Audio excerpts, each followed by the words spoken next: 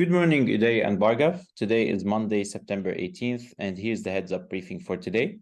In Australasia and the Pacific Islands, we covered 9 issues. In Southeast Asia, 18 issues. In South Asia, 17 issues, along with the major developments in the EMEA region. Hey, Bassel, thank you. Hey, Uday. Can we please discuss the major issues today? Sure. Starting off with Southeast Asia and Indonesia, the Labour Party President Said Iqbal announced that they will hold demonstrations every week. The demonstrations will demand that the Constitutional Court accept a request for a judicial review of Article 222 of Law Number 7 of 2017 concerning the elections. Yeah, so this happens before every elections. Parties try to campaign to change the presidential threshold. At the moment, only parties or coalitions with 20% of the seats in parliament have the ability to nominate a presidential or vice presidential contender. This is a controversial issue that has cropped up at every election, but it's unlikely to change because in the previous situation where anyone was allowed to run, there were simply too many parties. So these protests are likely to continue. They won't be very big at this point. Thank you, Uday.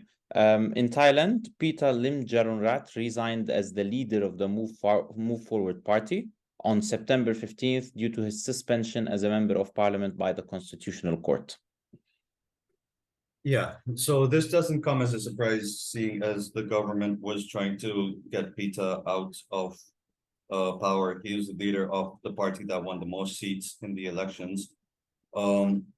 There still is a possibility that the Move Forward Party eventually gets dissolved, and that could set off protests and tensions. So we have to keep an eye out on this. Sure, we'll keep an eye on that. Moving over to South Asia and Pakistan, the Jamaat-e-Islami Party will organize a citywide protest in Karachi in Sindh province tomorrow to protest against the high inflation rate and energy prices in the country. So the members are planning to block traffic in 15 locations across the city. However, no locations have been specified yet. Yes, so Islamist parties, especially like Jamaat-e-Islami, will use the current economic troubles to basically increase their own traction within the populace. Of course, Jamaat-e-Islami is not a major contender among the bigger parties like the Muslim League. However, such troubles will basically give them the rope which they will use to climb up the popularity ladder. Despite their lackluster performance in successive elections, which also spells trouble because these are closely affiliated with more far-right Islamist parties. So the security forces will have to control them very tightly. And Bassel, I would say, advise the team to monitor these protests as more can be expected in the run-up to the elections. Sure, Bhargav. Moving over to India, internet services will be suspended in New Haryana until tomorrow. The state government made the decision after the police extended the custody of Indian National Congress lawmaker Maman Khan by 2 days yesterday. Yes, so situation, especially in some of the rural areas where the communal violence can erupt with little to no notice, continues to be tense. And this is more so in western Uttar Pradesh and some of the rural parts of Haryana, southern Haryana more specifically.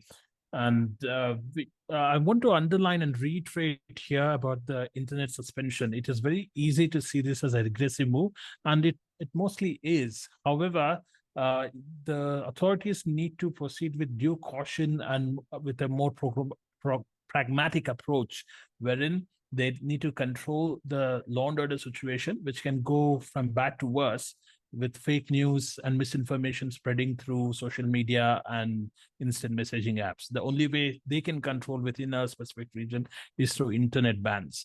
Internationally, such moves are interpreted as a regressive anti-democratic moves, but that doesn't really answer the challenges posed by some of these nefarious actors causing communal tensions.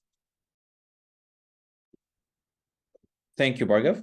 Moving over to the EMEA region in Germany, at least 228 protesters were arrested by security forces in Stuttgart city on September 16th. This came after clashes broke out between Eritrea opposition supporters and organizers of an Eritrea-backed government event. Yes, so this is a classic case of a blowback from an open borders policy during the Merkel era, and Eritrean politics spilling over to suburbs of German cities. This sounds way too ironic, but it is reflective of well-considered policies or lack of well-considered policies in Europe. Lastly, in Ukraine, Russian forces launched 6 Iranian-made drones and 10 cruise missiles on agricultural infrastructure in the Odessa region yesterday. All right, thank you. Nothing further from my end. That's all for today. Thank you. Thanks, Bassel.